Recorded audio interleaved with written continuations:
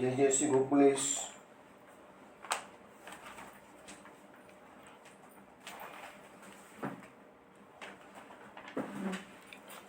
વૈષ્ણવ, ગયા અઠવાડિયે સત્સંગમાં આપણે 20મા અધ્યાયમાં શ્રવણ કર્યું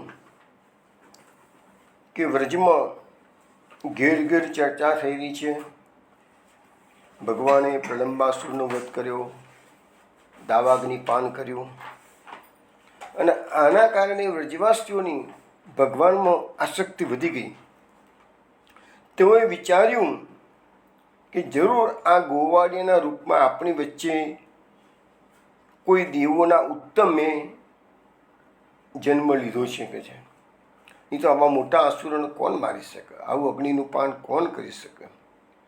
દરેક વખતે આપણને સંકટમાંથી આ ગોવાળિયાએ જ બચાવ્યો છે કે છે. તો એવી રીતે વ્રજવાસીઓનો પૂર્ણ નિરોધ, 5 પ્રકારની લીલા, 5 પ્રકારના અવિદ્યા દૂર કરી હવે ભાગવતમાં 20મા અધ્યાયમાં જ વ્રજમાં જે વર્ષા ઋતુ આવી છે એ ભગવાનની સેવામાં કેવી રીતે ઉપયોગી થાય છે એની વાત કરીશું. પરંતુ તેની પહેલાં એક નામનું પદ આપ શ્રવણ કરો. બેઠે ઘન શ્યામ સુંદર બેઠે ઘન શ્યામ સુંદર ખેવત હે નાવ આજ સખી નંદલાલ કે સંગ આજ સખી नंदलाल के संग खेलवे को दाव बैठे घन श्याम सुंदर खेवत है नाव पथिक हम खेवट तुम पथिक हम खेवट तुम लीजिए उतराई बीच धार माज रोकी बीच धार माज रोकी मीस ही मीस डुलाई बैठे घन श्याम सुंदर खेवत है नाव यमुना गंभीर नीर यमुना गंभीर नीर अति तरंग लोले गोपीन प्रति कहन लागे गोपीन प्रति कहन लागे मीठे मृदु बोले बैठे घन श्याम सुंदर खेवत है नाव नंद नंदन डरपत हो नंद नंदन डरपत हो राखिए पद पास याही मिस मिल्यो चाहे याही मिस मिल्यो चाहे परमानंद दास बैठे घन श्याम सुंदर बैठे घन श्याम सुंदर खेवत है नाव। વૈષ્ણવો, આ પદ આપે ખમાજ રાગમાં શ્રવણ કર્યું છે. આનો અર્થ પરમાનંદાસજી આપણને એવું સમજાવે છે કે આ ભગવાનની નાવ લીલા છે અને આ નાવ લીલાનું રૂપક આપીને પરમાનંદાસજી ભક્તના જીવનની વાતને આપણને સંદેશો આપે છે. તો આમાં ગોપીજનોનો જે લીલા ભાવ છે, તો ભગવાન બેઠે ઘનશ્યામ સુંદર ખેવત હે નાવ. આજે ભગવાન નાવ લીલા કરવા માટે નાવ લઈને પધારે છે. હવે તમે જુઓ, ઘનશ્યામ સુંદર, શું શબ્દો છે? ઘનશ્યામ સુંદર. ભગવાનનું પોતાનું જે શ્રીઅંગ છે એ ઘનશ્યામ છે. જમનાજીમાં નાવ ચલાવી રહ્યા છે ભગવાન. જમનાજી પણ શ્યામ સુંદર છે. ઉપર વાદળા અત્યારે છવાયેલા કે આ ઋતુ એવી આવેલી છે, તો વાદળામાં પણ વાદળા આવી ગયા છે, કે આકાશમાં વાદળ આવી ગયા છે, એ પણ ઘનશ્યામ છે. તો બધી બાજુ તો ઘનશ્યામ છે, એટલે બેઠે ઘનશ્યામ સુંદર. હવે આ જ સખી નંદલાલ કે સંગે ખેલવે કોદા. ગોપીજનો જુએ કે કનૈયો આજે નાવ લઈને કોઈક નવી જ લીલા કરી રહ્યો છે, એટલે ગોપીજનો અંદર અંદર વાતો કરે છે કે ચલો ચલો આપણા જે નંદલાલની સાથે જઈએ કે છે, તો કોઈક નવી લીલાના દર્શન થશે. કારણ કે અત્યારે લીલા સાગર શ્રી યમુનાજી અને કૃપાસાગર એ કનૈયો શ્રી કૃષ્ણ, અને નાવની અંદર કોઈ નવીન લીલા આજે કરી રહ્યા છે કે છે. એટલે કે છે કે આજે આ જે પ્રભુ છે જગતનો નાથ, એ જ નંદલાલ આવી અને ગોપીઓ સાથે કોઈ નવીન રમણ લીલા કરવાના છે. એટલે કે જે એ ગોપીઓ કે છે કે જમના ગંભીર નીર અતિ તરંગ લોલે. એટલે આજે જમનાજીનું જળ છે ને એકદમ ઊંડું છે, ગંભીર છે કે છે, પણ એના જે તરંગો છે એ કલ્લોળ કરી રહ્યા છે. એટલે કે લીલાનો ઉત્સાહ વધારી રહ્યા છે. જેવી રીતે આપણા શરીરના તરંગો ઉચ્છલિત થાય, એવી રીતે જમનાજી પણ આજે તરંગિત થઈ ગઈ છે. કે એટલા માટે કે આજે કાનકુંવર એના ગોપીઓ સાથે મારા જળમાં પધારે છે અને કોઈ નવી લીલાનું મને પણ દર્શન થશે. ગોપીઓ સખીઓ અંદર અંદર વાતો કરે છે કે છે ગોપી મિલી કહન લાગે મીઠે મૃદુ બોલે. હવે ગોપીઓ અંદર અંદર મીઠું બોલી રહી છે ને અંદર અંદર કહેવા લાગી છે. શું કહેવા લાગી છે કે છે પથિક હમ ખેવત તુમ લીજીએ ઉતરાઈ. આ ગોપિકાઓ પ્રભુને વિનંતી કરે છે કે પ્રભુ, તમે આ સંસાર સાગરના તમે તો નાવિક છો, પણ અમે તો પથિક છીએ કે છે.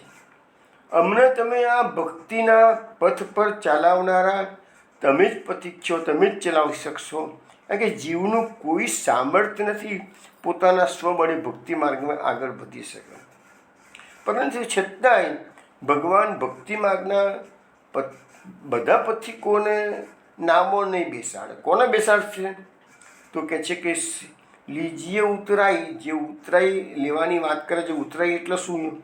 તો સેવા કથા રૂપી જે ઉતરાઈ છે એ ભક્તો આપશે જ, તો જ ભક્તિની નાવમાં ભગવાન બેસાડી અને નાવિક બનવા તૈયાર છે કે છે, એને પાર ઉતારવા તૈયાર છે કે છે. પણ ભક્તોએ સેવા કથા રૂપી ઉતરાઈ આપવી પડશે કે છે. શ્રી મહાપ્રભુજી પણ આપણને ઘણી વખત સમજાય છે કે જીવનું સામર્થ્ય શું છે. જીવ આપી આપીને પ્રભુને શું આપશે? એક માત્ર વંદન. આપણા ત્યાં આજે આટલી બધી જે નવધા ભક્તિઓ છે ને, એમાં આપણે વારંવાર મહાપ્રભુજીના બધા સ્તોત્રોમાં નમામિ યમનામહમ કહો કે વંદે કહો, તો બધામાં નમન વંદન જ ઇમ્પોર્ટન્ટ શરૂઆત જ એનાથી થાય છે. કર્યું હવે શું કહે છે કે આગળ કે બીચ ધાર માચ રોકી મિસઈ મિસ ડુલાઈ. આ કનૈયો કેવો નટખટ છે. હવે આપણને નામ ભક્તિની માર્ગમાં નામો બેસાડી તો દીધા ભગવાને. આપણને ખબર છે આપણા પથિક, આપણા નાવિક, આપણા ગુરુ કૃષ્ણ વંદે જગત ગુરુ. ભાગવતમાં એક શ્લોક છે, એમાં બતાવે છે કે આ જીવનરૂપી નૌકાનો ગુરુ કોણ, નાવિક કોણ છે? તો ગુરુ છે કે છે, એવું બતાવે. પણ અહીંયા ગુરુ સ્વયં શ્રી કૃષ્ણ પોતે જ છે કે છે. પણ આ કૃષ્ણ કેવો છે? નટખટ. માર્ગમાં મધ્ય આવ્યા પછી તમે ભક્તિ માર્ગમાં પ્રવેશ તો કરી ચૂક્યા, માર્ગમાં શરૂઆતમાં આગળ પણ નીકળી ગયા છો, પણ હવે એને ડર લાગે છે કે આ ભક્ત કાચો છે કે પાકો, એની પરીક્ષા તો કરવી પડશે ને. એટલે નાવ વચ્ચે અટકાવે છે અને હાલમ ડોલમ કરે છે. એટલે એનો અર્થ શું થયો કે તમને ભક્તિ માર્ગમાં આગળ વધવાનું પ્રલોભન બળ પણ આપશે, પણ થોડો વખત પછી લાગશે કે ભક્ત કેવો છે, એટલે પાછા કષ્ટો આવશે, સંસારી કસોટીઓ આવશે. એમાં જો માણસ ગભરાઈ ગયો અને પીછેહટ કરી ગયો તો પતી ગયો, અને એમાં એ પાર ઉતરી ગયો તો ભગવાન એની જીવન નૌકા પાર કરી દે શકે છે. એટલે કહે છે કે જીવને પોતાના દોષનું દર્શન થવું જોઈએ, અને તો જ એ પ્રભુની શરણે. અને અહીંયા શું છેલ્લે કીધું કે દરપટ હો શ્યામ સુંદર દાખીએ પદપાસ. હવે સંસારની જીવન નૌકા ભક્તિ નૌકામાં બેઠા પછી આલમ ડોલમ થવા મળ્યા, તો હવે ભગવાનને કહી દઈએ બી ડરપટ હો, હું તો ડરું છું બહુ, કે છે આ સંસાર સાગરથી મને બહુ બીક લાગે છે. સુખદેવજી જેવા સુખદેવજીને માતાના ગર્ભમાંથી બહાર નીકળીને વ્રજમાં વન તરફ દોટ મૂકી છે કે આ સંસારનો ડર મને લાગ્યો. સુખદેવજીને લાગ્યો પણ આપણને નથી લાગતો. કે છે કેમ નથી લાગતો આપણને? તો ગોપીજનો કહે છે કે ડરપત હો શ્યામ સુંદર રાખીએ પદપાસ. તો આપણે તો ભગવાનના ચરણારવિંદની શરણાગતિ સ્વીકારી લીધી, એટલે કીધું રાખીએ પદપાસ, તારા ચરણ કમળના શરણે અમે છીએ, અમને રાખજે. તો અહીંયા તો ભગવાન આપણને આ જીવન નૌકા ભક્તિ નૌકામાં આપણને પાર ઉતારી દેશે. તો આ એક પરમાનંદ દાસે એક લીલાનું ગાન કર્યું છે, પણ સાથે સાથે રૂપક આપીને સમજાવેલું છે કે આપણી જીવન નૌકા ભક્તિ નૌકા ભગવાનને સોંપી દેવાની, તો જ એ પાર ઉતારશે. અને વચ્ચે ગમે તેટલી કસોટીઓ આવે, વાવાઝોડું આવે, આલમ ડોલમ કરે, પણ એની ટેવ એવી છે, એ ભક્તોને સીધી રીતે સ્વીકારતા નથી, થોડુંક હલમ ડોલમ કરાવીને પછી જ એ ભક્તોનો સ્વીકાર કરે છે. તો એવું એક સુંદર કીર્તન વૈષ્ણવ આજે આપણે સાંભળ્યું. હવે આપણે 20મા સ્કંદની લીલામાં પ્રવેશ કરીએ. વૈષ્ણવો, ગયા અઠવાડિયે આપણે જોયેલું હતું કે ભગવાનના વ્રજમંડળમાં ઘેર ઘેર ચર્ચા થવા મળી છે, વ્રજવાસીઓની આસક્તિ પણ થઈ ગઈ છે. હવે ભગવાનને તો અનેકવિધ નવી નવી લીલાઓ કરવાની છે. હવે વર્ષા ઋતુનું વર્ણન, અત્યાર સુધી જે આપણે લીલાઓ સાંભળી એ બધી ગ્રીષ્મ ઋતુની કરી હતી. હવે વર્ષા ઋતુ આવી ગઈ છે, પછી શરદ ઋતુ પણ આવે. આપણા 20મા અધ્યાયમાં જ વર્ષા અને શરદનું વર્ણન છે. તો આ ઋતુઓ ભગવાનની સેવામાં શું વિનિયોગ કરે છે એ વાત આપણને સુખદેવજી સમજાવે છે. તત પ્રાવર્તત પ્રાવૃત સર્વ સત્વ સમુદ્ભવામ વિદ્યોતમાન પરિધિર વિસ્ફુર્જિત નભસ્તલામ. જેમાં સર્વ સત્વનો ઉદ્ભવ થાય છે. એટલે કે વર્ષા ઋતુમાં ઘણા જીવો ઉત્પન્ન થાય. આપણે તમે જુઓ કે આપણા તો ચોમાસું આવે છે તો દેડકાનો ડ્રાઉ શબ્દ આપણને સંભળાય, આખું વર્ષ ના સંભળવા મળે, પણ ચોમાસામાં એ દેડકા ક્યાં ગયા? ભૂગર્ભમાં સંતાઈ ગયા, બધા નીકળ્યા. એ સિવાય તમે જુઓ કે એટલા બધા જીવ જંતર થઈ જતા હોય છે, તો એ સર્વસત્વ સમુદ્ભવ શબ્દ વાપર્યો છે એટલા માટે છે. એટલે ઘણા જીવો વર્ષા ઋતુમાં ઉત્પન્ન થાય છે. બીજું, દિશાઓ પ્રકાશિત થઈ જાય છે. રાત્રે કાળા વાદળા આકાશમાં થયા હોય તો સાથે સાથે વીજળી ચમકે છે. એ વીજળી ચમકે છે ને એના કારણે દિશાઓ પ્રકાશિત થાય છે. હવે સૂર્ય અને ચંદ્રમાં, દિવસનો સૂર્ય હોય, રાત્રે ચંદ્રમા હોય, પણ એની પાસે બધા મેઘોનું મંડળ બની જાય છે, અને આકાશમાં મેઘો કેવા ગડગડાટનો શબ્દ કરે છે, ગર્જના કરે છે કે છે. તો આ વર્ષા ઋતુનું સામાન્ય વર્ણન આ શ્લોકમાં કરવામાં આવ્યું છે. પરંતુ મહાપ્રભુજી સુબોધિનીજીમાં એના ભાવ સમજાવતા આપણને સમજાવે છે કે વર્ષા ઋતુમાં જે વીજળી છે એ કઈ સેવા કરે છે? તો વીજળીથી દિશાઓ પ્રકાશિત થાય છે. એટલે ભગવાનની જે રાત્રિ લીલાઓ થવાની હોય એ વખતે ભક્તોને જે સ્થળે ભગવાને લીલા કરવાના હોય એ સ્થળે ભક્તોને જવાનું આહ્વાન ભગવાન કરે, તો એ કેવી રીતે શોધી શકશે? તો વીજળીની સેવા છે. વીજળી થશે એટલે ભક્તોને ખબર પડશે કે પ્રભુ આ માર્ગે પધારી રહ્યા છે, તો આગળ ભક્તો પહોંચી જશે. બીજું, આ વીજળીની સેવા બતાવી મહાપ્રભુજીએ. હવે આકાશમાં વાદળોનું જે ગર્જના થાય છે એ શું સેવા કરે છે? તો લખે છે કે આકાશમાં થતી ગર્જનાઓથી લીલામાં, ભગવાનની લીલામાં જે પ્રતિબંધ કરે એવા જે તત્વો છે એ ડરી જાય છે આ આકાશની ગર્જનાથી, એટલે ઘરની બહાર નીકળતા જ નથી. એટલે આસુરી તત્વો છે ને એ પલાયન થઈ જાય છે કે છે.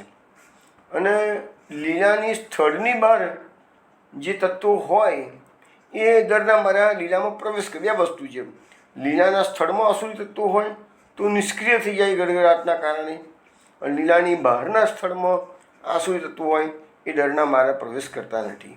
તો મહારાજ આ રીતે સમજાવે છે કે વીજળી અને વાદળ એ બંનેની જે સેવા છે એ પ્રભુએ સ્વીકારી છે. બીજું, વર્ષા ઋતુમાં દિશાઓ, આકાશ, ધરતી એ બધામાં ભગવાનની લીલાના ઉપયોગી સત્વ ગુણો પ્રકટ થઈ જાય છે. તો એના માટે મહાપ્રભુજી સમજાવે છે કે મહારાજાની સવારી આવવાની હોય ત્યારે આખું ગામ એમને માન આપવા માટે સજી હજીને તૈયાર થઈ જાય છે કે છે. ને એવી રીતે ભગવાનની હવે વર્ષા ઋતુની વર્ષાકાલીન જે લીલાઓ છે એને આવકારવા માટે જે કાળ છે, કાળ આપણે ભગવાનનું જ્યારે પ્રાકટ્ય થયું શ્રાવણ બધી આઠમના દિવસે આપણે જોયું હતું ત્રીજો અધ્યાય, એમાં કતો શ્લોક હતો ને, સર્વ ગુણો પિત કાલ પરમ શોભન.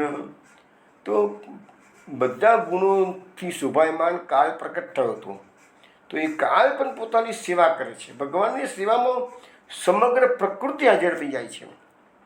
તો જે રાજા મહારાજા માન આપવા માટે આખું ગામ હિંડોળે ચડે છે, એવી રીતે ભગવાનની લીલાઓને ઉપયોગી થવા માટે વર્ષા ઋતુમાં આકાશ, જમીન, દિશાઓ બધા તૈયાર થઈ જાય છે. તો કેવી રીતે તૈયાર થાય છે? તો ભૂમિનો ગુણ છે એ જીવોની ઉત્પત્તિ કરે, એટલે બધા જીવો છે ભૂમિમાંથી ઉત્પત્તિ થઈ રહી છે બધી. દિશાઓનો ગુણ છે એ વીજળીનો પ્રકાશ કરવાનો છે, અને આકાશનો ગુણ છે એ ગર્જના કરવાનું છે. તો આ રીતે ભગવાનની લીલાઓમાં દરેક પ્રકૃતિ પણ લીલોપયોગી બની રહી છે કે છે. એ પછીના શ્લોક, સાંદ્ર નીલાંબુદૈર્વ્યોમ સવ્યુત્તયત્નુભિઃ અસ્પષ્ટ જ્યોતિરાચ્છન્નમ બ્રહ્મેવ સગુણમ ભવો.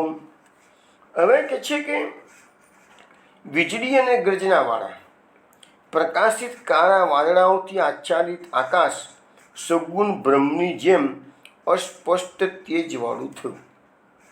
આની અંદર એવું સમજાવવામાં આવે છે કે અહીંયા આકાશની તુલના સગુણ બ્રહ્મ સાથે કરવામાં આવેલી છે. આકાશ એ અત્યારે સગુણ બ્રહ્મ જેવું દેખાય છે. કેમ? તો એના માટે કઈ કઈ ઉપમા આપવામાં આવી છે? તો આકાશમાંથી બે વસ્તુ આપણને પહેલાં આગળના શ્લોકમાં જોઈ, વીજળી અને ગર્જના. આકાશમાં બે વસ્તુ છે, વીજળી છે, ગર્જના છે. અને ત્રીજી વસ્તુ જે કમ્પેરિઝન આપી છે તો જે આકાશ અસ્પષ્ટ તેજવાળું છે એવી રીતે સગુણ બ્રહ્મ છે એ પણ અસ્પષ્ટ તેજવાળું છે.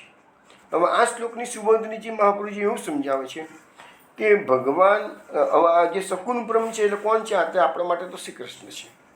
શ્રી કૃષ્ણએ જ આજે આપણે એક શ્લોક જોયો તો આપણે બ્રહ્માજીની સ્તુતિની અંદર, અહોભાગ્યમ મંદગોપ વ્રજોક્ષામ યન મિત્રમ પરમાનંદમ પૂર્ણ બ્રહ્મ સનાતન. એવા વ્યાસ મહર્ષિ પોતે જ બોલે છે કે આ જે નંદરાયજીના ત્યાં પ્રગટ થયા છે એ કોણ છે?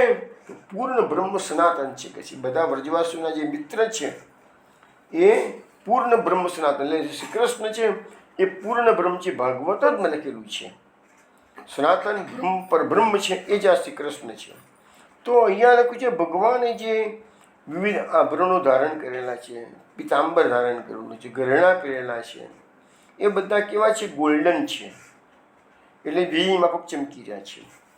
પછી ભગવાન પોતે વેણુનાદન કરી રહ્યા છે, એટલે એ આકાશમાં જે મેઘોની ગર્જના છે એના છે. એટલે જેવી રીતે બે ગુણ આકાશના બતાવ્યા, વીજળી અને મેઘો, એવો ભગવાનની પાસે પણ આકાશના જેવું મેઘશ્યામ શરીર પણ છે અને વીજળી જેવા વસ્ત્રોના આભૂષણો પણ છે અને ગગડાટ જે થાય છે એવું એનું વેણુવાદન છે. તો આ રીતે ભગવાનની સાથે આકાશની કમ્પેરિઝન કરવામાં મહાપ્રભુજીએ કરી છે. હવે સવાલ આવ્યો કે અસ્પષ્ટ તેજવાળું, તો આવું કેમ કીધું છે? તો લખે છે મહાપ્રભુજી કે ભગવાનનું જે શ્રીઅંગ છે એ ગોવાળિયાનું છે, અંદરથી પ્રકાશિત છે. અંદર આપણા જેવું હાથ માંસનું ચામડું ભગવાનનું શરીર નથી. આપણા હૃદયની અંદર લીવર છે, હૃદય છે, બ્રેઇન છે. ભગવાનને એવું કશું નથી. ભગવાનમાં તો આખું જે શ્રીઅંગ છે એ આનંદ છે. કર પાત્ર મુખોદરાદ, આનંદ માત્ર કર પાદ મુખોદરાદ એવું શ્રુતિનું વાક્ય છે. એટલે ભગવાનનું શરીર દેખાય આપણા સામાન્ય ગોવાળિયાના જેવું, પણ એમને કંઈ પડી જાય ને વાગે લોહી નીકળે કે એવું થાય એવી કોઈ શક્યતા જ નથી. કારણ કે એ અંદર લોહી હોય તો ને, લોહી જ નથી. બધું જે છે ને એ આનંદ જ છે. તો ભગવાનનું શરીર અંદરથી તેજોમય છે, પણ બહારથી કેવું છે? ગોવાળિયાના જેવું દેખાય છે. એટલે બહારથી એ અંદરનું તેજ છે એ આચ્છાદિત થઈ ગયેલું છે. જેવી રીતે આકાશની અંદર વાદળાના કારણે સૂર્ય અને ચંદ્રનો પ્રકાશ છે એ આચ્છાદિત થઈ ગયેલો છે, એવી રીતે ભગવાનનું શરીર પણ આકાશ અસ્પષ્ટ તેજવાળું છે. માટે એના આકાશને એ બ્રહ્મનું શરીર કહેવામાં આવ્યું. શ્રુતિઓમાં પણ આ વાત સમજાવવામાં આવેલી છે. હવે કહે છે કે આકાશમાં વાદળો, અંધકાર અને પ્રકાશ એ 3 ગુણો છે. તો શ્રી કૃષ્ણમાં પણ લોકોનો વ્યામો, ગોપ્યો સાથે લીલા અને પ્રબોધન એટલે જ્ઞાન, આમાં આકાશ ભગવાનના શ્રીઅંગ સગુણ બ્રહ્મ જેવું છે એમ સિદ્ધ થાય. બીજી રીતે પણ મહાપ્રભુજીએ એમની એક વાક્યતા સિદ્ધ કરેલી છે. એ પ્રબોધન એ સત્વગુણનું કાર્ય છે, ગોપી સાથે ભગવાનની લીલા એ રજોગુણનું કાર્ય છે અને વ્યામો એ તમોગુણનું કાર્ય છે. આ રીતે સુબોધિનીજીમાં સમજાવ્યું છે. હવે પછીનો જે 5મા નંબરનો શ્લોક અને 6થા નંબરનો જે શ્લોક છે એ બંને શ્લોક હું સાથે લઉં છું, કારણ કે બંનેનું અર્થઘટન છે ને એક સાથે સંકળાયેલું છે એકબીજા સાથે, એટલે એ રીતે તમને સમજાવું છું. અસ્તો માસાનિપિતમ યદં ભૂમ્યાશ્ચોદમયમ વસું સ્વગોભીર્મોક્તુમ આરેભે પર્જન્ય કાલ આગતે તદિત્વંતો મામ મેઘાસ ચંદ શ્વસન વેપિતા પ્રીણનમ જીવનેમ યસ્ય મુમુચું કરુણા ઇવ.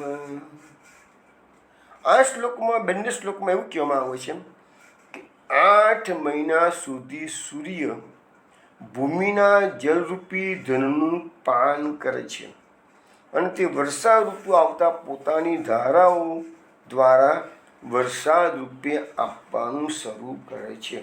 એટલે કહેવાનો મતલબ સાદી ભાષામાં કહીએ તો 8 મહિના સુધી આપણા ત્યાં ચોમાસાના 4 મહિના સામાન્ય રીતે, બાકીના 8 મહિના આપણા ત્યાં સૂર્ય તપતો હોય. 8 મહિના દરમિયાન સૂર્ય શું કરે છે? લે પૃથ્વી પરનું જળ છે એ ગરમ થાય, બાષ્પીભવન થાય અને એમાંથી બધા મેઘો બને છે, વાદળા બને છે. 8 મહિના સુધી આ પ્રક્રિયા ચાલે અને ઉનાળામાં વધારે તપે છે સૂર્ય, એટલે ઉનાળામાં વધારે વાદળા ક્રિએટ થાય. પણ એ બધા વાદળા ભલે ક્રિએટ થાય છે પણ આપણને એની અનુભવતી તો ચોમાસામાં 4 મહિના જ થાય છે. કેમ? એ વખતે એમને એ વાદળામાંથી એ જલને પાછું જે લીધું છે, જેનું લીધું હતું તેને લીધું, તેમાં પરમાર્થ શું. તો આ આખી દુનિયામાં આ જ પ્રોસિજર ચાલે છે. આ ગીવ એન્ડ ટેક આખી દુનિયા તમે જુઓ, ગીવ એન્ડ ટેક પર જ આખી દુનિયા ચાલે છે. ભગવાન જીવાત્માને આપે છે અને મહાપ્રભુજી કહે છે ભાઈ તારું પાસે શું છે, ચાલ આત્મનિવેદન કરી દે પેલા, તું ભગવાનનો થઈ જઈશ. તો શું થયું? આપણું એમનું આપેલું જ છે ને. સ્ત્રી પુત્ર ઘર કુટુંબ ધન આલોક પરલોક બધું બોલ તો કરીએ છીએ આપણે, પણ એ બધું હતું ક્યાં? તમે જન્મ્યા હતા અને શું લઈને આવ્યા હતા? કોઈ પણ જીવાતમાં જન્મ લે છે તો ખાલી હાથે આવે છે, મરી જાય છે તો ખાલી હાથે જાય છે. તો વચ્ચેના ભાગમાં બધું મારું મારું મારું મારું ચાલ્યું. એટલે મહાપુરુષે સ્ટાર્ટિંગ જ કરી દીધું કે નવો જન્મ તારો થશે, ચાલે તું પુષ્ટિ માર્ગમાં આવી ગયો છે ને, આત્મનિવેદન કરી દે કે છે. તો આપણને આ બધી ફિલોસોફી સમજવા મળે છે કે સૂર્ય જેવો સૂર્ય પણ જેનું લીધું છે એને પાછું આપે છે કે છે. આજે માણસ નોકરી કરવા જાય છે તો નોકરી એમાં શું છે કે છે, તમે એની પાસે શેઠિયાનું કામ કરો છો, શેઠિયો તમને એના વળતર રૂપે પગાર આપે છે. એટલે ગીવ એન્ડ ટેકની ફોર્મ્યુલા થઈ કે નહીં? બજારમાં તમે કશું પરચેસિંગ કરવા જાઓ તો ગીવ એન્ડ ટેક જ છે. ગીવ એન્ડ ટેક વિના ચાલે જ દુનિયા. બધી જગ્યાએ આપો ન લો એ જ ચાલ્યા કરે છે. અને જ્યાં આપવાનું થતું હોય, લેવાનું ના થતું હોય, તો એ કોણ છે? એ રાસપંચાયત એમાં સમજાવવામાં આવશે. ગુરુજનો, મા બાપ, પરોપકારી સંતો એ માત્ર ને માત્ર આપતા હોય છે, લેતા નથી. મા બાપ સંતાનોને ઉછેરીને મોટા કરે છે. સંતાન કુપુત્ર થાય કે સુપુત્ર થાય એની ચિંતા કરતા નથી. મા બાપ આપ્યા જ કરે છે. ગુરુ શિષ્યને માર્ગદર્શન આપ્યા કરે છે, સારામાં સારું એને કલ્યાણનો માર્ગ બતાવે છે. તો એ બધું વન સાઇડેડ છે, પણ એ ભાગ્યે જ તમને જોવા મળે છે.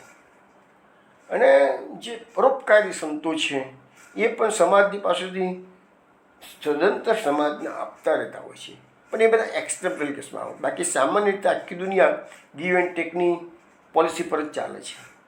એટલે અહીંયા સૂર્યના કિરણો 8 મહિના સુધી લે કરે છે અને પછી એને આપે છે.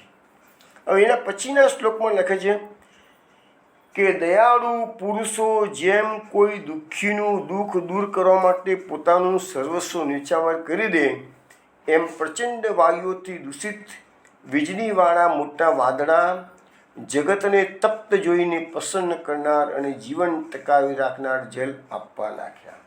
હવે પહેલાંમાં કીધું છે કે સૂર્ય તપે છે, પૃથ્વી પરથી જલ લે છે, આપે છે.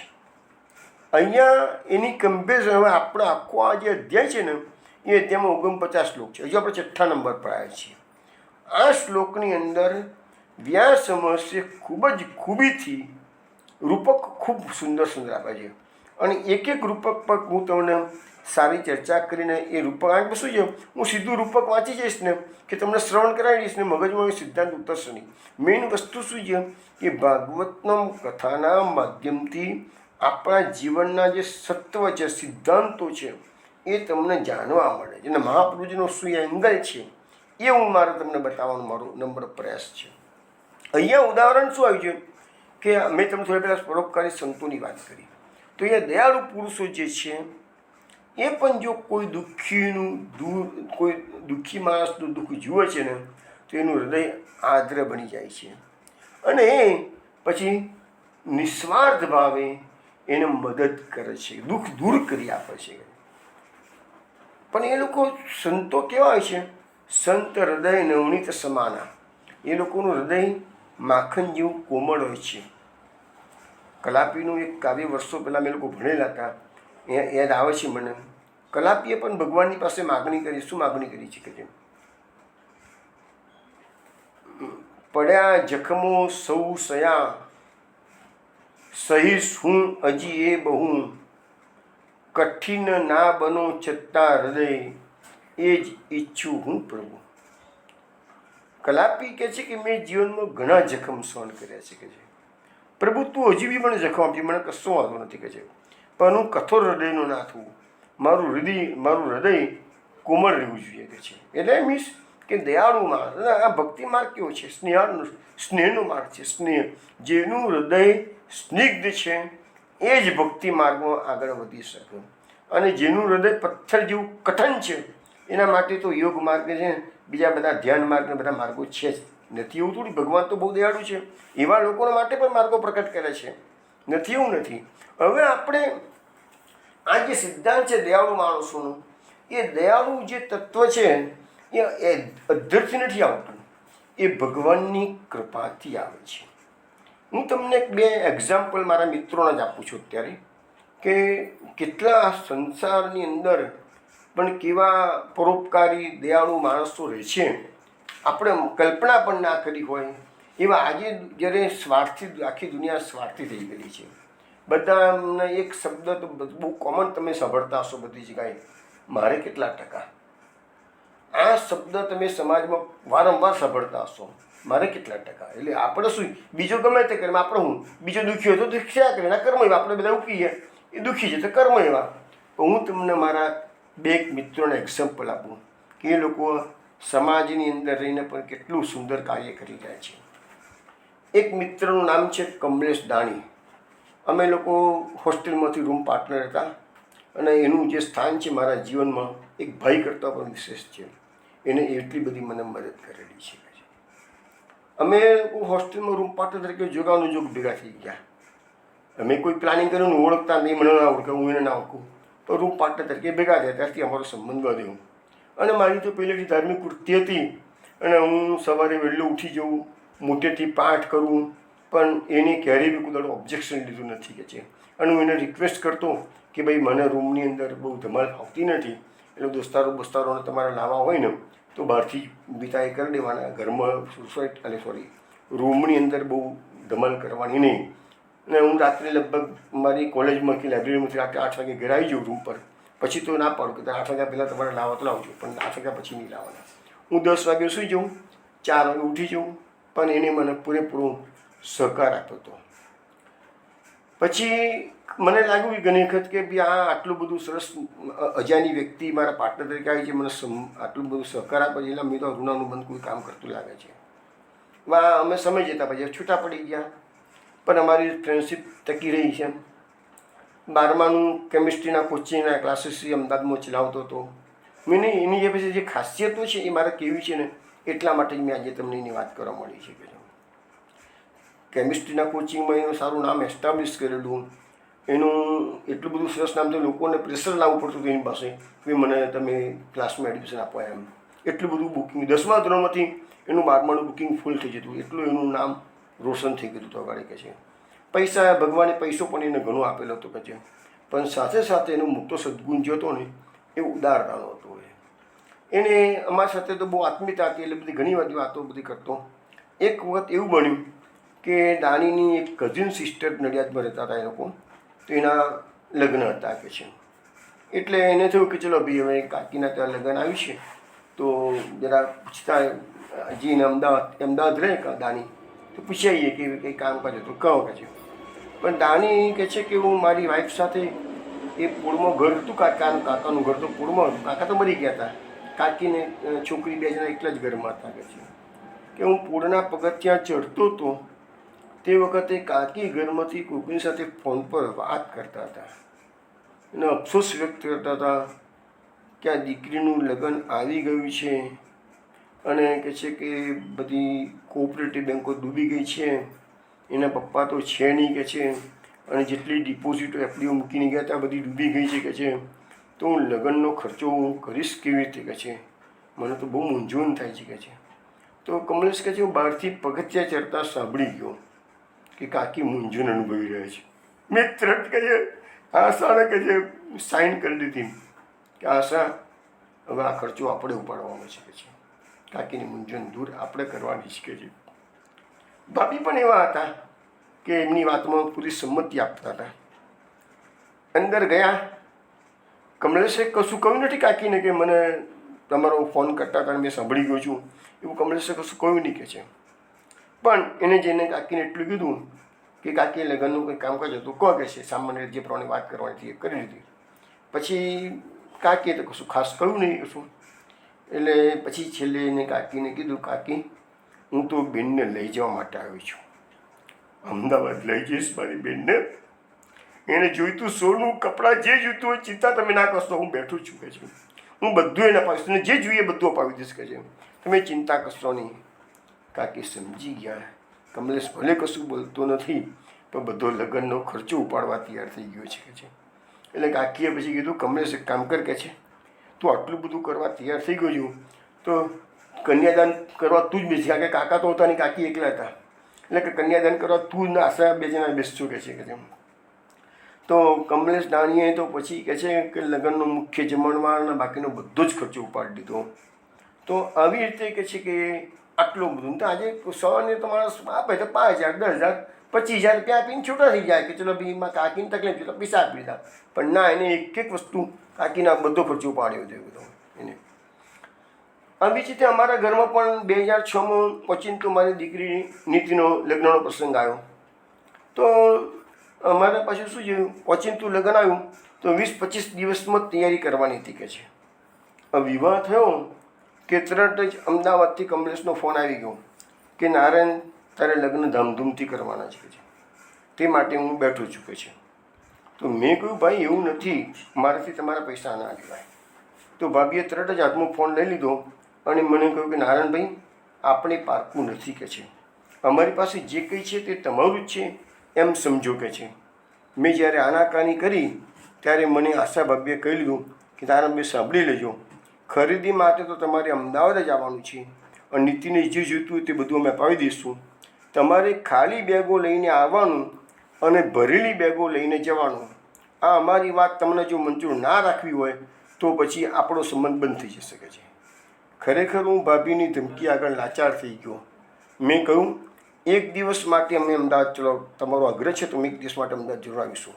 તો કમલેશ કહ્યું કે ના નારાયણ, પૂરા 3 દિવસની તૈયારી કરીને તું આવો. આ 3 દિવસ હું ક્લાસમાં નહીં જાઉં, બીજા ટીચરો એડજસ્ટ કરીશ અને પૂરા 3 દિવસ તારી સાથે ફરીશ. અહીંયા મારા માર્કેટમાં ઘણી ઓળખાણો છે, તને બિલકુલ નહીં તકલીફ પડવા દુખે છે. અને પછી હું વિનોદા નીતિ અમદાવાદ શોપિંગ માટે ગયા તો દાનીએ રૂપિયા ભરેલી બેગમાં રાખવા મૂકી દીધી. મને કહ્યું આ તારા લગ્નનો ખર્ચો. મેં કીધું ભાઈ આટલો બધો ખર્ચો તો મારા આખા લગ્નનો પણ થવાનો નથી કે છે. હું તો રિટાયર થયેલો માણસ છું અને મારે તો સાચીને વાપરવું પડે, આવી રીતે મારાથી પૈસા ન લેવાય. મેં તેમાંથી કેટલી રકમ લીધી, પણ જે મેં લીધી તે પાછળથી એની અનુકૂળતાએ પરત કરી પણ દીધી કે છે. હવે એનો છોકરો નીલ છે એ ઓર્થોપેડિક સર્જન છે, એની પુત્રવધુ છે એ ગાયનેકોલોજીસ્ટ છે, નિયતિ નામ છે.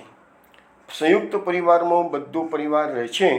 2 વર્ષ પહેલાં મારા ડાબા પગનું ની જોઈન્ટ રિપ્લેસમેન્ટ કરવાનું હતું એટલે હું સીધો એની પાસે જ પહોંચી ગયો, કારણ કે મેં કીધું એ ઓર્થોપેડિક સર્જન છોકરો.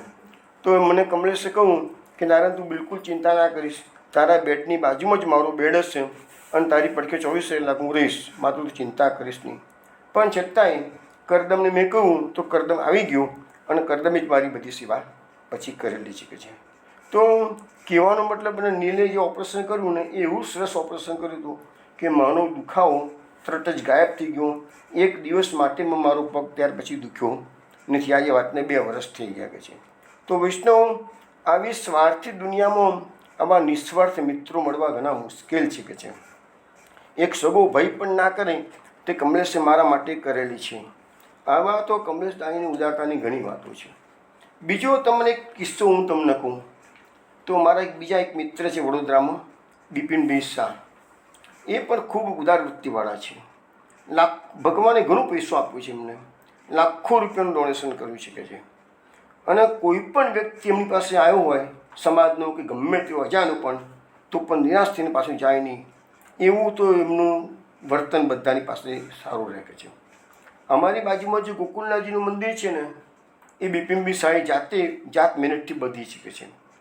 નો ડાઉટ જ્ઞાતિબંધુઓનો સાથ સહકાર લીધો છે, પણ એ માટેની જમીન એમને કાંતિભાઈ પટેલ નામના એક જમીનના માલિક હતા, એને કન્વિન્સ કરીને દાનમાં લઈ આવ્યા.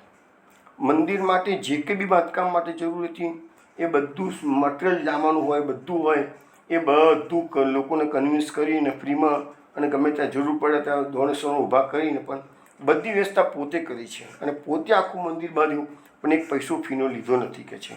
એટલે હું ઘણી વખત બિપિનભાઈને મજાકમાં કહેતો કે ભાગવતમાં લખ્યું છે કે જે દેવસ્થાન બાંધે છે તે બીજા જન્મમાં રાજા થાય. માટે બિપિનભાઈ તમે આવતા જન્મે જરૂર રાજા થશો કે છે. તો આ બિપિનભાઈ પણ એમાં ઉદાર વ્યક્તિ. આવા દુનિયામાં આવા માણસો, આવા દયાળુ, આવા પરોપકારી, આવા ઉદાર બહુ તમને ભાગ્યા કે આખી દુનિયા સ્વાર્થી થઈ ગયેલી છે. બિપિનભાઈ પોતે MS સ્ટ્રક્ચરલ એન્જિનિયર છે. એ ડોટ્સન કંપનીમાં બહુ મોટી પોસ્ટ પર કામ કરતા હતા અને વિશ્વના અનેક દેશોમાં એમને આ ડોરસલ કંપનીના પ્રોજેક્ટ ચાલતા હતા અને કિલાચંદ શેઠ હતા એના માલિક, એના જમના હાથ સમાન હતા. તો કિલાચંદ શેઠ એમને જર્મની મોકલો જર્મની જવાનું અને ઇટલી મોકલો ઇટલી જવાનું. તો બધી જગ્યાએ ટેન્ડરિંગનું કામ બધું બિપિનભાઈના હાથમાં હતું કે છે. એટલે અનેક દેશોમાં ફરવાનું જવાનું થતું હતું કે છે. પણ આટલો સારો પગાર, આટલી મોટી પોસ્ટ બધું હતું, છતાં લખે છે કે એ કહેતા હતા કે કુટુંબને જરૂર પડી તો મેં બધું જ છોડી અને વડોદરા સ્થાયી નિવાસ મેં પછી કર્યો કે છે. મારો આ બિપિનભાઈ સાથેનો સંબંધ થયો 1989 સાલમાં. આજે તો સંબંધ ઘર સગા ભાઈ જેવો થઈ ગયો છે. પણ મારા જીવન એક બનાવ એવો બન્યો કે મારી માતા મને ઘણી વાર કહેતી કે નારાયણ, વડોદરામાં તું ઘર લે તો મંદિરની બાજુમાં લઈ શકે છે. હું મારી માતાને ના પાડતો કે માં મંદિર તો પોળમાં હોય ને આપણે સોસાયટીમાં રહેવાનું, તો સોસાયટીમાં મંદિર ક્યાંથી હોય. પણ આવું ચાલતું હતું અમારે. અને એ વખતે હું ગોધરા રહેતો હતો. ત્યાં મને અચાનક સમાચાર મળ્યા કે ભાઈ આ વનાકપુરી ડેમના કારણે જનોડ ગામ ડૂબાણમાં જાય છે, એટલે એનું ગામનું મંદિર અને બધા જ્ઞાતિ બંધુઓને તો આગળ વડોદરા શિફ્ટિંગ થઈ રહ્યા છે. તો હરની રોડ પર ગોકુલધામ સોસાયટીમાં ગોકુલનાથજીનું મંદિર તૈયાર થઈ રહ્યું છે કે છે. આવા સમાચાર મળ્યા એટલે મેં તરત જ ક્યાંકથી બિપિનભાઈનો સંપર્ક કરવાનો પ્રયત્ન કર્યો. એમને મળ્યો અને મેં વાત કરી કે મને સોસાયટીમાં ઇન્ટરેસ્ટ છે બંગલો બાંધવામાં.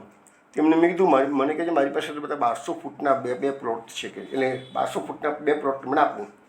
તો મેં કીધું ભાઈ તમે 2 પ્લોટ આપો, 2400 ફૂટ જગ્યા થાય, એમાંથી તો રેલવેના ડબ્બા જેવું મકાન થાય. મને તો થોડોક મોટો પ્લોટ હોય તો સારી રીતે બંગલો બની શકે ને.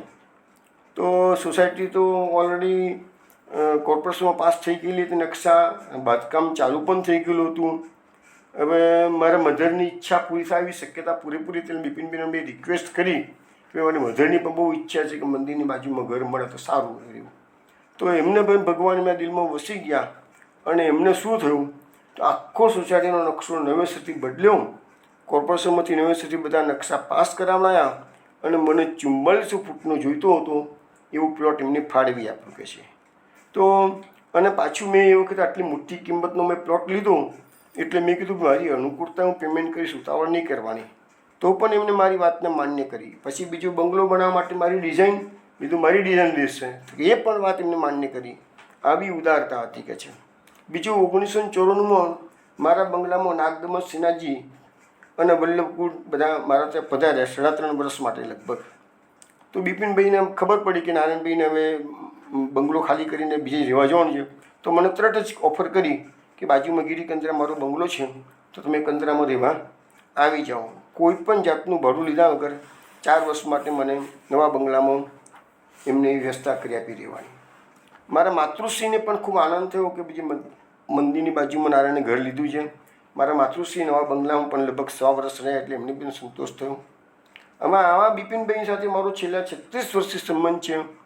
તો કહું છું મેં આવો દિલદાર માણસ, કોઈ પણ માણસ એવું નહીં કે મને મદદ કરી, કોઈ પણ માણસ બિપિનભાઈ પાસે જાય એટલે બધાને મદદ કરતા કહે છે. અને એમને ભગવાને આપ્યું છે ઘણું પણ એ ખર્ચી જાણે છે પણ ખરા. એટલે સમાજ માટે કુટુંબ માટે પણ આવી ઉદારતા તેવું દર્શાવતા રહે છે.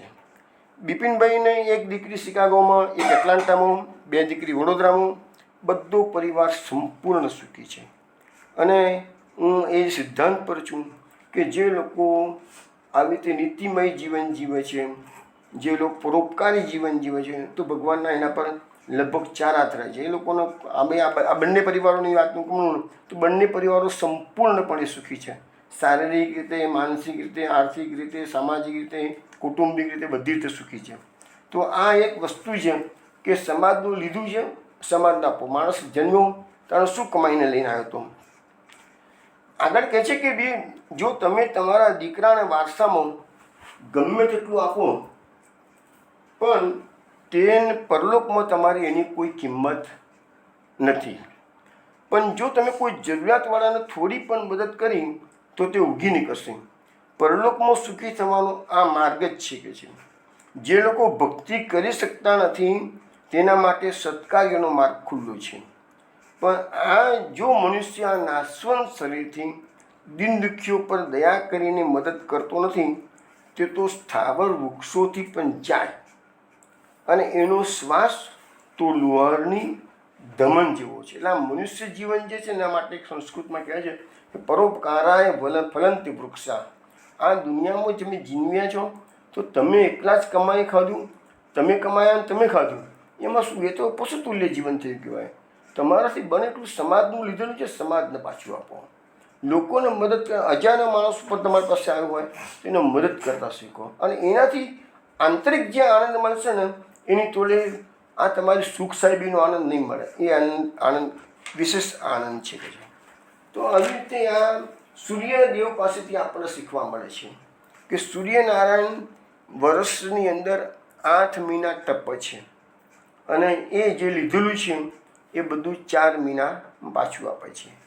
મહાપ્રભુજીએ સુબોધિનીજીમાં એના માટે દધીચી ઋષિ, રાજા સીબી, એ બધાના ઉદાહરણ આપેલા છે. દધીચી ઋષિનો તો કિસ્સો જાણીતો છે, તમને બધાને ખબર હશે જ કે દધીચી ઋષિએ પોતાનું શરીર ઇન્દ્રને વજ્ર બનાવવા માટે, જે ઇન્દ્રનું વજ્ર, એની વાતો સાંભળે છે. છઠ્ઠા સ્કંદની અંદર આ બધી વાતો આવશે છે. તો વૃત્રાસુરને મારવા માટે ભગવાને ઇન્દ્રને કીધું કે દધીચી ઋષિના હાડકાં તમે લઈ આવો અને એમાંથી વજ્ર બનાવો, અને એ વજ્રમાં મારું તેજ મૂકું તો જ આ વૃત્રાસુર મળશે, તો નહીં મળે છે. તો એ પરોપકારની વાત આવી તો દરેક માણસને પોતાનું શરીરવાળું હોય છે. તો ઇન્દ્રના વગેરે દેવતાઓ દધીચી ઋષિ પાસે આજે પણ જે લોકો નૈમિષારણ્ય ગયા છે, તો નૈમિષારણ્યથી 4 કિલોમીટર દૂર મિશ્રિક તીર્થ છે, અને મિશ્રિક તીર્થની અંદર આજે પણ દધીચી ઋષિનો આશ્રમ છે. દધીચી ઋષિએ ઇન્દ્રને કહ્યું કે મારું શરીર તમને આપી દઉં, મને વાંધો નથી કે છે, તમને પ્રોબ્લેમ સોલ્વ થતું હતું કે છે, પણ મારી જે બ્રહ્માંડના બધા તીર્થોમાં સ્નાન કરવા જવાની મારી ઈચ્છા છે કે છે. એટલે તમે એક કામ કરો, વર્ષ પછી આવજો, હું બધા તીર્થોમાં સ્નાન કરી આવું કે છે. હવે ઇન્દ્ર વિચાર કરે, 1 વર્ષ સુધીમાં જો રાહ જુએ તો પેલો વૃત્રાસુર તો સ્વર્ગનું રાજ પચાઈ પાડે અમારી પાસેથી કે છે, અમારે પછી કરવાનું શું કે છે. એટલે ઇન્દ્રએ કીધું, ઋષિ મુનિને વિનંતી કરી કે તમે એક કામ કરો ને કે છે, તમે બધા તીર્થોમાં સ્નાન કરવાનું કહો છો ને કે છે, તો મારા આટલા બધા દેવો છે કે છે, બધા દેવોને એક તીર્થમાં મોકલી આપું છું, અને બધા તીર્થનું જળ એ લઈ આવશે, અને તમે અહીંયા બધાનું સ્નાન કરી લો કે છે, એક ધડકે છે. તો એ બધા તીર્થોનું જળ જે ભેગું કર્યું એનું નામ મળ્યું મિશ્રિક તીર્થ. આજે પણ નૈમિષારણ્યમાં એ જગા છે. તો એ ત્યાં દધીચી ઋષિનો આશ્રમ. પછી એ ઋષિએ સ્નાન કર્યું, પછી ઋષિએ પોતાનું શરીર ઇન્દ્રને અર્પણ કરી દીધું, અને ગાયે ચાટી અને આખું શરીરમાંથી હાડકાં એકલા છૂટા પાડી દીધા, અને એ હાડકામાંથી વજ્ર બનાવ્યું અને ત્યાં વૃત્રાસુરને માર્યો. તો આવા દાન, આ પોતાના અંગનું, શરીરનું દાન આપે એવું તમને ભાગ્યે જ જોવા મળે એ છે. પછી એવી રીતે રાજા સીબીનું ઉદાહરણ આવે છે. રાજા સીબીનું કે રાજા સીબીએ, અને એ જમાનામાં મીન્સ કે આ મહાભારતમાં છે, એ રાજા સીબીની વાત છે. તો રાજા સીબી એક વખત સભા ભરીને બેઠેલા હતા, અને એની જે કીર્તિ હતી એ સ્વર્ગના ઇન્દ્ર સુધી પહોંચી ગયેલી હતી. એટલે ઇન્દ્ર અને અગ્નિદેવે નક્કી કર્યું કે આપણે રાજાની કસોટી કરીએ કે આ લોકો આટલા બધા વખાણ કરે છે, તો સીબી ખરેખર દયાળુ છે કે છે. તો એ ઇન્દ્રએ બાજ પક્ષીનું રૂપ લીધું, અને અગ્નિએ હોલાનું રૂપ લીધું, અને બાજ પક્ષીના ભયથી દોડતો હોલો હતો. એ રાજા તો દરબાર ભરીને બેઠો છે, અને રાજાની ખોળામાં આવીને હોલો ભરાઈ જાય છે. પાછળ જ આ બાજ પક્ષી આવે છે. રાજાને કહે છે કે આ તમારા ખોળામાં જે હોલો આવ્યો છે ને, એ મારો શિકાર છે, મને આપી દો કે છે. તો રાજાએ કહ્યું કે આ હોલો તારાથી ગભરાઈ, ડરીને, ત્રાસીને મારું સંરક્ષણ કરવાની કામનાથી મારી પાસે આવે છે, કંઈ પોતાનું સંરક્ષણ કરવા. તો પછી કહે છે કે હું શરણાગતની સંભાળ રાખવી, રક્ષા કરવી એ મારું કર્તવ્ય છે, તેનો પરિત્યાગ મારાથી કદી પણ નહીં કરી શકાય કે છે. તો બાજ પક્ષી કહે છે કે તમે પ્રાણીઓ આહારથી ઉત્પન્ન થાય છે, પોષણ પામે છે, જીવે છે, આહાર સિવાય તો કોઈ વધારે જીવી પણ ના શકે. તો તમે એને મારું આ ખોરાક છે, મને નહીં આપો તો હું મરી જઈશ કે છે. એટલે તમને તો દુઃખ થવાનું, તમને તો પાપ લાગવાનું જ છે કે તમે કહો તો એ મરશે, કહો તો હું મરીશ કે અમુક તો મરવાનું જ છે ને કે જે ધર્મ બીજા ધર્મને બાધક હોય તો ધર્મ નથી પણ અધર્મ છે. આવું બધું એને સમજાવે છે. રાજાને આશ્ચર્ય લાગ્યું કે ભાઈ તારી વાણી તો મધુમય અને કલ્યાણકારક છે, તો તું છે કોણ કે છે કે આટલી બધી ધર્મની વાતો કરે છે કે છે? બાજ પક્ષી આ બધું ના કરી શકે કે છે. તો કહે છે કે ગમે તેમ હોય, મારા માટે આ હોલો એ મારો આહાર છે અને બાજ પક્ષી હોલાને ખાય એ પ્રાચીન પરંપરા છે, એમાં કોઈ નવાઈની વાત નથી કે છે. રાજાએ કીધું હું તને આ સિદ્ધિઓનું સમૃદ્ધ રાજ્ય આપી દઉં, તું જે માગે એ આપી દઉં કે છે, પણ આ દિનહીન શરણાગત મારી પાસે આવી ગયો છે એ હોલો તો હું તને કદાપી નહીં આપું કે છે. તો બાજ પક્ષીએ રાજાને કીધું કે જો તમને હોલા પર આટલો બધો પ્રેમ હોય, શરણાગતનું રક્ષણ કરવાનો આટલો બધો તમારો અડગ નિર્ધાર હોય, તો એક કામ કરો ને કહે છે કે તમને હોલાના વજનના બરોબર તમારા શરીરમાંથી કાપીને માંસ ત્રાજવા મૂકો અને મને આપી દો, હું જતો રહીશ કે છે, મારે તો ખોરાક જ જીવે છે ને કે છે. તો રાજાને આ પ્રસ્તાવ મંજૂર થઈ ગયો. રાજાએ કીધું સારું કે છે. તો રાજાએ ત્રાજવાના એક પલ્લામાં હોલાને રાખ્યો અને બીજા પલ્લામાં પોતાના શરીરને માંસ કાપીને મૂકવા મળ્યું. પરંતુ માંસને વારંવાર કાપીને મૂકવા છતાં પણ હોલાના વજન બરાબર પેલું વજન થયું નહીં. એટલે રાજાએ જરાય પણ સંકોચ કર્યા વગર પોતાનું આખું શરીર ત્રાજવાના પલ્લામાં મૂકી દીધું અને પછી પેલાને કીધું કે ચાલ તું હવે તો વજન બરાબર થઈ ગયું ને કે છે, તું મારું આખું શરીર ખાઈ જા, પણ હું તને હોલો તો નહીં જ આપું કે છે. અને જેવું રાજાએ એનું પોતાનું શરીર અર્પણ કરવા તૈયાર થઈ ગયો અને ત્યાં જ એ પેલો બાજ અને હોલો બંને પ્રકટ થઈ ગયા. બાજ એ ઇન્દ્ર છે અને હોલો એ અગ્નિ છે. એ પ્રકટ થઈ ગયા અને કીધું રાજા તને ધન્ય છે, અમે જે તારી કીર્તિ સાંભળી હતી એ વાત સાચી છે. તો એ કહેવાનો મતલબ વૈષ્ણવો તો એ પછી ઇન્દ્ર અને અગ્નિ તો એની પરીક્ષા જ કરવા આવેલા હતા. તો શિબી રાજા આમાં પાસ પણ થઈ ગયા છે. એટલે કહેવાનો મતલબ કે આપણા પ્રાચીન પરંપરામાં શરણાગતનું રક્ષણ કરવાનો જે નિયમ છે એ એને પાડી બતાવેલું છે. અને આ બધી ઉદારતા, આ ઉદારતાનું ગુણ ભગવાનની કૃપાથી જ આવે, એમને ના આવે. પછી આવું બીજું એક્ઝામ્પલ આપણા ભાગવતમાં છે રંતીદેવનું. એ રંતીદેવ પણ રાજા હતા, છતાં પણ લખે છે કે 48 દિવસ સુધી એમને કે એમના પરિવારને ક્યાંય ખાવા ના મળ્યું. એટલો બધો એ જીવ દયાળુ હતો, પરોપકારી હતો કે બધું હતું દાનમાં આપાપ કરતા હતા. છેવટે પરિસ્થિતિઓ નિર્માણ થઈ કે બધું જ રાજપાટ જતું રહ્યું, ધન સંપત્તિ જતી રહી, કશું રહ્યું નહીં. અને 48 દિવસ સુધી ઉપવાસ કરવાનો વારો આવ્યો. અને 48 દિવસના ઉપવાસ પછી પણ જ્યારે એમને ક્યારેક કોઈ જગ્યાએથી ખીર ને પાણી ને અમુક વસ્તુઓ મળી ગઈ છે અને 4 જણા ઘરમાં મેમ્બર હતા, એના ભાગ પાડીને લોકો બેસવા ગયા છે તો વાળી. અને ત્યાં તો અતિથિઓ એક પછી એક આવે છે. એ બધું વરદાન ભાગવતમાં 9મા સ્કંદમાં આવશે જ. બધા અતિથિઓ આવે છે અને એક પછી એક બધું એમનું લઈ જાય છે અને છેવટે એમના ભાગમાં એક પાણી પણ રહેતું નથી. અને ત્યાં 3 જણા અતિથિ હતા ને એ 3 રેતી એ સ્વર્ગના દેવો જ હતા અને જ એની પરીક્ષા કરવા માટે આવેલા હતા. એવું એક રંતીદેવનું ચરિત્ર આપણા ત્યાં આવે છે. એટલે અહીંયા કહેવાનો મતલબ કે સૂર્ય એ કેટલો પરોપકાર કરે છે, લે છે ખરો પણ આપે છે. અહીંયા મહાપ્રભુજી સુબોધનીજીમાં સૂર્ય માટે કહે છે કે સૂર્યના 3 સ્વરૂપ છે. આધ્યાત્મિક સ્વરૂપ છે એને પર્જન્ય કહેવાય છે. આધિભૌતિક સ્વરૂપ છે એને આદિત્ય કહેવાય છે. અને આધિદૈવિક સ્વરૂપ છે એને સંવત્સર કહેવાય છે. એટલે આ સંવત્સર એ પ્રજાપતિ છે. અને સૂર્ય રૂપે પર્જન્ય જે પોતાની કિરણોથી 8 મહિના સુધી ભૂમિના જલરૂપી ધનનું પાન કર્યું એ જ જલ પાછું આપે છે કે છે. અને જનથી ભૂમિને આર્દ્ર કરે છે. આ જલથી ભૂમિ પર અન્ન વગેરે ઉત્પન્ન થાય છે. તેથી જલ ધન છે અથવા ધનમાં મુખ્ય છે. જલથી જ અનાજ ઉત્પન્ન થાય છે અને અનાજ વગેરે ઉત્પન્ન થવાથી ધન પ્રાપ્ત થાય છે કે છે. તો આવી રીતે શું છે કે જેનું લીધું છે એને બધાને પાછું આપવાનું છે કે છે. પછી ભાગવતમાં પણ આ સૂર્યની વિશેષ વર્ણન આવે છે સૂર્યના રથનું. એ 5મો સ્કંદ અને 22મા અધ્યાયમાં લખ્યું છે કે સૂર્યનું રથ જે છે ને એનું સંવત્સર નામનું એક ચક્ર છે. તેના મહિના 12 એના આરા કહેવાય. જે ચક્રના આરા છે 12, એ 12 મહિના છે કે છે.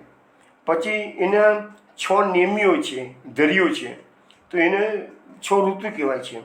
અને 3 નાભીઓ છે, એ 3 નાભી જે છે એને ચોમાસું કહેવાય. ચોમાસાના 3 મહિના થયા. એ સૂર્યનો જે રથ છે ને એ અરુણ નામનો સારથી ચલાવે છે. સૂર્યના રથને 7 ઘોડા છે. આ બધું પંચમ સ્કંદમાં પાછું વર્ણન આવે છે. સૂર્યદેવની આગળ તેમની તરફ મુખ રાખીને અરુણ સારથી જે છે ને રથ ચલાવવા જ કરો. પણ એ કેવી રીતે ચલાવે છે કે એનું અરુણ સારથીનું મોઢું છે ને એ સૂર્ય તરફ રહેલું છે કે છે. અને એવી રીતે સૂર્ય ચલાવે છે, સૂર્યના રથને ચલાવે છે. અને સૂર્યના રથની આગળના ભાગમાં અંગૂઠાના વેઢા જેટલી આકારના વાલખિલ્ય વગેરે 60,000 ઋષિમુનિઓ કાયમ માટે સૂર્યનો રથ ચાલતો હોય. સૂર્યનો રથ અવિરત ચાલ્યા કરે છે, સૂર્યનો રથ અટકતો જ નથી કોઈ દાડો. તો એના રથની આગળના ભાગમાં અંગૂઠાનો વેઢો હોય એટલી સાઇઝના અને એ આકારના 60,000 ઋષિઓ સતત સ્વસ્તિ વાંચન કરે છે અને સૂર્યની સ્તુતિ કરે છે. તો આ સૂર્યરથનું મેં બહુ ટૂંકું વર્ણન કર્યું છે. ભાગવતનો 5મ સ્કંદના 22મા અધ્યાયમાં તેનું ઘણું જ વિસ્તૃત વર્ણન કરવામાં આવેલું છે કે છે. તો આવી રીતે કહેવાનો મતલબ શું છે કે આ બીજું બૃહદારણ્યક સાંડિલ્ય બ્રાહ્મણમાં આપણા જે શ્રુતિઓ વેદો છે એમાં જે ઉપનિષદ છે બૃહદારણ્યક, એમાં પણ લખ્યું છે કે અગ્નિ, વાયુ અને સૂર્ય 3 દેવતાઓ છે. અને એ સર્વ દેવોનો સમાવેશ આ 3માં આવી જાય. એટલે મેઘ એ વાયુના અધીન છે ને કે ઇન્દ્રના અધીન છે. પછી મેઘો એ ભૂતો છે, વાયુ તેમનો આત્મા છે, અને ઇન્દ્ર એનો દેવતા છે. ઇન્દ્ર એ આધિદૈવિક છે, વાયુ આધ્યાત્મિક અને મેઘો આધ્યાત્મિક છે. તેથી 3 એક રૂપ છે કે છે. અને જો મેઘો અવૈધિક રૂપે જલ આપે તો વ્યર્થ જાય, એટલે અન્નાદિ વગેરેની ઉત્પત્તિ ન થાય. માત્ર વરસાદ પડે તે ફળરૂપ નથી, પણ તે વરસાદથી અન્ન વગેરે ઉત્પન્ન થાય તે ફળરૂપ છે. એટલે સૂર્ય જે 8 મહિના જળ શોષીને 4 મહિના જળ આપે છે, એનાથી મુખ્યત્વે તો ફાયદો શું છે કે પૃથ્વી પર અન્ન પાકે છે. અને અન્નથી જ એ જીવન છે. બધા પ્રાણીઓ માત્ર અન્ન પર જ જીવી રહ્યા છે. તો આ સાયકલ ચાલ્યા જ કરે છે. અને જ્યારે સૂર્ય વરસાદ આપતો નથી, એટલે મેઘો વરસાદ આપતા નથી, ત્યારે પૃથ્વી પર દુષ્કાળ આવે છે. ત્યારે પ્રાણી માત્ર ત્રયમાં પોકારી જાય છે કે છે. અને આ આખી સાયકલ ભગવાને આને લખ્યું છે બાજુ કે કાળ આગતે. એટલે સૂર્ય આ કામ કેમ કરે છે તો કાળરૂપી વાયુની પ્રેરણાથી એ જલને છોડે છે કે છે. એને પણ કાળના પ્રમાણે જ કામ કરવું પડે છે કે ભગવાને જે કાળ નક્કી કર્યો છે એ કાળ આપશે એટલે સૂર્ય ઓટોમેટિક એ જલને છોડવાનો છે. એવું અહીંયા મહાપ્રભુજી સુબોધિનીમાં વિસ્તૃત ચર્ચા કરતા કે છે. ચલો પછી એના પછીનો શ્લોક આપણે લઈએ. તપ કૃષાદેવ મૂઢા આસિદ વસ્યસી મયી અથૈવ કામ્યસ્તપસ્તનુ સંપ્રાપ્ય તથા ફલમ. હવે કહે છે કે સકામ તપ કરનાર તપસ્વીનું શરીર જેમ તપથી પહેલાં કૃશ થઈ જાય છે, પણ તપસ્યાનું ફળ મળવાથી પુષ્ટ થાય છે, એમ ઉનાળામાં જળ ચૂસાઈ જવાથી શુષ્ક થયેલી ભૂમિ વરસાદથી ફરી પુષ્ટ થઈ ગઈ. હવે પહેલાં ગ્રીષ્મ ઋતુનું વર્ણન આપણે ભાગવતમાં 10મ સ્કંદમાં વાંચ્યું. હવે આપણે વર્ષા ઋતુ છીએ.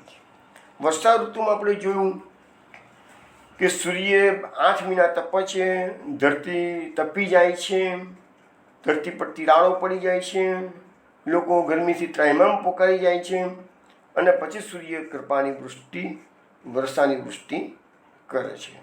એટલે જમીન એનાથી આર્દ્ર બને છે, પુષ્ટ બને છે. અહીંયા જે ઉદાહરણ આપવામાં આવ્યું છે એ તપસ્વીનું ઉદાહરણ આપવામાં આવ્યું છે. તપસ્વીઓ શું કરે છે? તપસ્વીઓ તપશ્ચર્યા કરે છે. તપશ્ચર્યામાં દરેકની તપશ્ચર્યા અલગ અલગ પ્રકારની હોય છે. પણ સામાન્ય તપશ્ચર્યાઓમાં એક વસ્તુ છે કે શારીરિક કષ્ટ રહેલું છે. શરીરને તપાવે છે.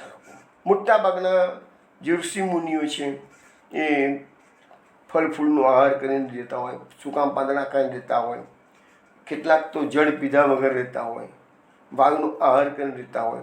આ બધા તપસ્વીની અલગ અલગ અલગ પ્રકારની પણ એના કારણે શું થઈએ, એમનું શરીર કૃશ થઈ જાય, શરીર એકદમ સુકાઈ જાય છે. તે જ આપણે વચમાં દુર્વાસા મુનિનું એક ચરિત્ર વાંચ્યું હતું. એમાં પણ આવતું હતું કે દુર્વાસા ગુફામાં તપસ્યા કરતા હતા અને પેલો અસુર હતો એ સ્ત્રીઓને લઈને આવ્યો હતો. તો દુર્વાસા પોતાની ગુફાની બહાર નીકળ્યા એટલે બધા શરીર કૃશ થઈ ગયેલું. તો લાકડીની ટેકે ટેકે બહાર આવે છે અને પેલાને સાપ આપ્યો છે. એવું આપણે બધી વાંચ્યું હતું. તો એવી રીતે તપસ્વીઓનું શરીર તપસ્યાથી એકદમ કૃશ થઈ જાય છે. પરંતુ તપસ્યા જેવી પૂરી થાય અને એમને જેવો સમય પાકે એના ફળ આપવાનો, તરત જ બ્રહ્માજી પધારે કે બીજા અન્ય દેવો પધારવાના હોય અને જેને વરદાન લેવાનું હોય તો એમની દ્રષ્ટિ માત્રથી એનું શરીર, અથવા તો ઘણી વખત એવા કિસ્સા પણ આવે છે કે જળ છોટે. હવે હિરણ્યકશિપુને એવું બનાવ્યું છે. હિરણ્યકશિપુએ 36,000 વર્ષ તપસ્યા કરેલી, શરીર રાફડાઓની ધમકાઈ ગયું હતું, પણ બ્રહ્માજી આવ્યા અને બ્રહ્માજી પોતાના કમંડળનું જળ છોટ્યું કે તરત જ પાછું એનું શરીર એકદમ નવપલ્લવિત થઈ ગયું હતું. તો એ બધી વાતો એટલે અહીંયા ઉદાહરણ આપ્યું છે કે જેવી રીતે ધરતી તપી જાય છે અને વર્ષા પડતા જ એ ધરતીમાં ચેતના પેદા થાય છે, એવી રીતે તપસ્વીઓનું તપના કારણે શરીર કૃશ થઈ ગયેલું હોય પણ તપનું ફળ મળે છે એટલે પાછું નવું યૌવન પ્રાપ્ત થાય છે. તો વૈષ્ણવ, હવે આગળની જે વર્ષા ઋતુની અસરો છે એની વાત હવે આવતીકાલે સાંજે રાત્રે 8 વાગે આપણે મળીશું ત્યારે કરીશું. ત્યાં સુધી જય જય શ્રી ગોકુલેશ.